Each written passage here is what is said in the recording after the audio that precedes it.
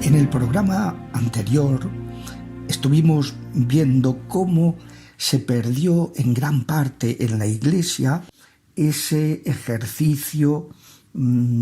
habitual, como cosa normal, del ministerio de sanación y liberación, al convertirse en una iglesia institucional, que ya no necesita, por así decirlo, hacer milagros para que la gente le preste atención, porque ya al ser una cuestión social, una religión social, el pertenecer al Imperio Romano comportaba hacerse cristiano.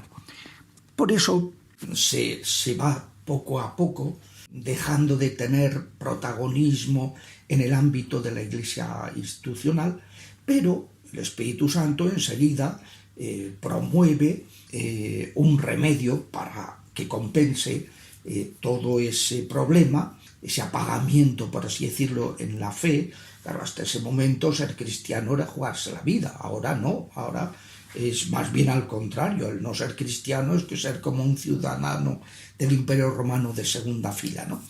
Pues digo que promueve el monacato, y por eso San Benito es el patrono de los exorcistas, porque sus hijos espirituales fueron por toda Europa, salvo algunas regiones celtas, liberando a los pueblos bárbaros que se acababan de incorporar a la Iglesia de las consecuencias de esas brujerías que venían practicando ancestralmente. Por eso pues ha habido muchos santos que sí que han sido grandes taumaturgos, han hecho muchos milagros, y grandes exorcistas, no solo varones, sino también mujeres, porque, por ejemplo, Santa Catalina de Siena en el siglo XIV, pues era una muy llamativa exorcista. Cuando los exorcistas de la época no conseguían liberar a alguien, se llevaban a esa persona, Santa Catalina, y les alcanzaba enseguida la liberación. Se podría decir que desde esos tiempos hasta ahora la historia del ministerio exorcístico ha sufrido pues un notable declive por esa cuestión, y quedando relegado más bien al ámbito de los santos, al ámbito de los monasterios, y también por los excesos que se cometieron por parte de la Inquisición de empleo de métodos coactivos en la propagación del Evangelio, de lo que deploró San Juan Pablo II al comenzar el tercer milenio, en el año jubilar 2000, y pues que llevó a tener una gran vergüenza de esos abusos, y que el ministerio pues se mantenga en un tono vergonzante. Hoy se habla muy poco del ministerio de sanación y de liberación en muchos seminarios. Y hay que tener en cuenta que, por contra, hasta la reforma litúrgica posterior al Concilio Vaticano II, existía el ministerio del exorcistado, o sea, la orden menor del exorcistado, que para ser diácono o presbítero o obispo antes había que haber recibido exorcistado. Pero, sin embargo, en la práctica se ejercía más bien poco este ministerio.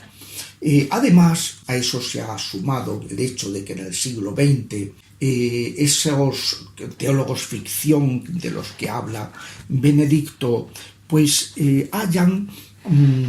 negado la existencia del demonio. Ha habido teólogos judíos, teólogos protestantes como Bultmann, teólogos católicos que han negado la existencia del demonio. Claro, esto pues es muy grave porque negar la existencia del demonio pues es que no existe el pecado original, no hace falta la redención. Es decir, es toda la fe literalmente la que se va al cubo de la basura cuando se niega la existencia de estas criaturas, los ángeles caídos, ¿no?, que rechazaron el plan de Dios. Es más, se ha llegado a decir, estoy pensando en un artículo de un religioso que se llama Exorcismo y Liturgia, que viene a decir que hay que suprimir este ministerio tan pernicioso que no haría más que obsesionar a la gente con seres inexistentes.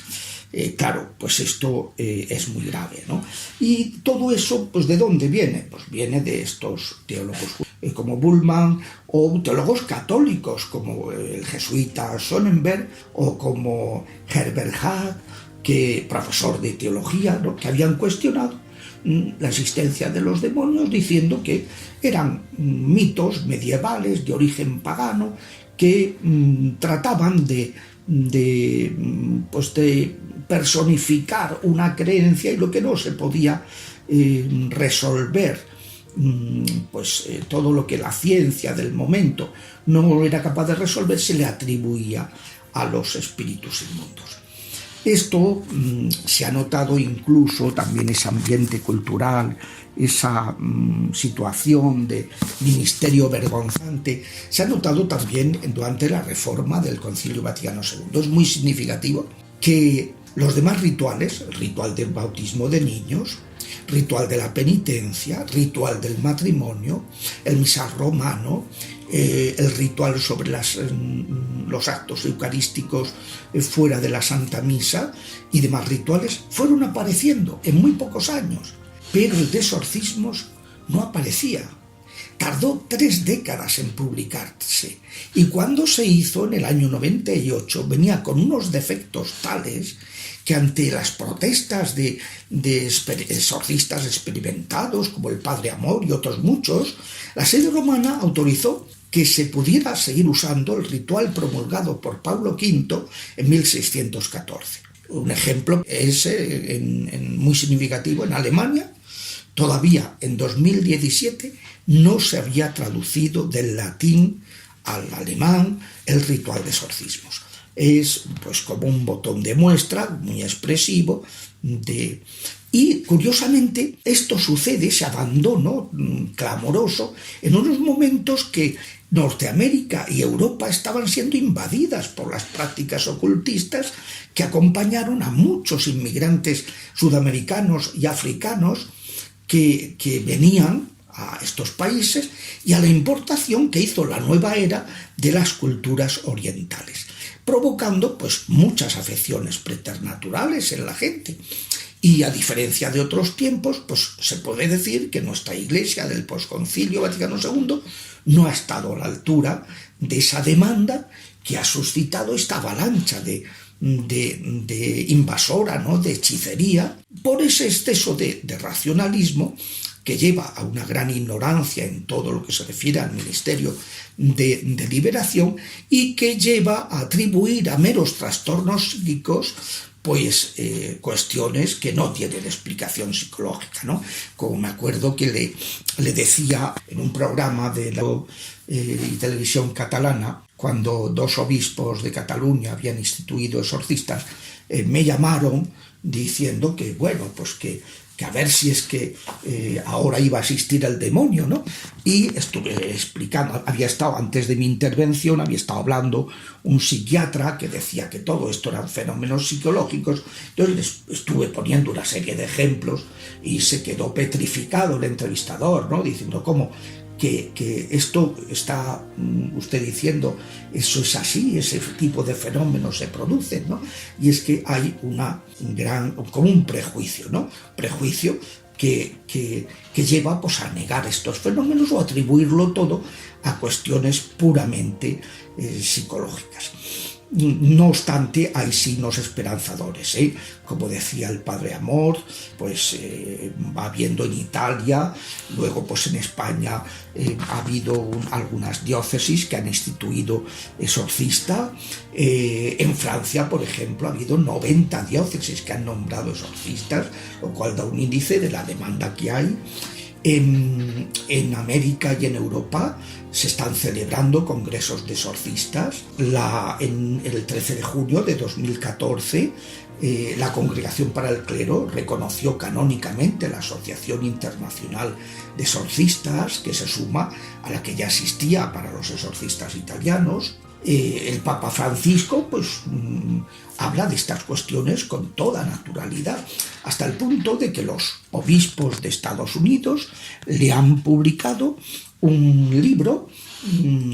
recogiendo sus catequesis sobre el diablo. sus referencias al demonio son constantes y se le nota además que él tiene experiencia y que no se pone nervioso ante estos temas.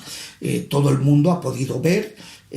como en una audiencia de los miércoles, estando saludando, imponiendo las manos a los enfermos, en cuanto le informaron de que un padre de familia mexicano que tenía delante en silla de ruedas padecía una posesión y entró en trance en cuanto el Papa le impuso las manos, él no se retiró,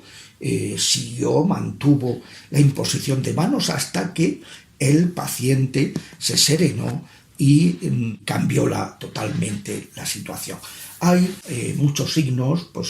esperanzadores de pasos que se están dando, pero queda todavía mucho camino por recorrer. El Papa, por eso, el año pasado escribió una carta a los obispos del mundo diciendo que, por favor, que tienen que instituir ese ministerio, un exorcista al menos en cada diócesis, porque en Roma están cansados de que haya denuncias constantes de que se está desatendiendo a la gente y que hay personas que tienen que gastarse un dineral para ir a otros lugares a fin de ser atendidos.